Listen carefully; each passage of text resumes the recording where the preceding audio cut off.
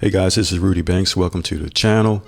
Today I want to show you how I use AI to analyze large documentation. You might use ChatGPT and other tools, but you'll soon realize that if you upload a large document, it's going to overwhelm the model and it's not going to allow you to process a prompt that big. So there's technology called RAG, Retrieval Augmented Generation. And basically you take that large document and it chops it up into vectors or a database. And that way, when you're querying or sending your prompt in, it can search that database because it's chopped it up into small fragments and it can process it faster. And so I got to thinking yesterday, I was like, man, why haven't people not reading this big, beautiful bill? You know, they're representing us and they're paid to vote on this and represent us. So I was like, why are they not reading it? Let me go look up this bill and let me figure out what's going on. So I go over to congress.gov. And I start looking at this document and I soon realize how complex it is. It's not an easy read. It's more so a legal document, it seems like. And as they say, the law is legal, not logical. But what I want you to do is, if you go over congress.gov and when you find the big beautiful bill, you can actually go here and download a PDF. So I want you to download this PDF, and it's actually about 1,000 pages so far. And as you can imagine, if they're constantly updating the document, you know, you would have to know what changed and how and when to keep up with all these last minute changes. So that's where the AI is going to come into play. So once you download this, I want you to go over to nomic.ai and you're going to download GPT for all. You're going to use this tool. And this is great for if you have, you know, a PC is not as powerful. Well, as a gaming machine, you may not have a high-end graphics card on it, so it should be able to run on your regular CPU as well, but it can take advantage of your graphics card. So you're going to download this, and then once you do that, you have to load your document as a local doc, and then you can chat with it after you add. Another tool I want you to check out is LM Studio, and these are both free. This one's a little more advanced, but I want you to compare both.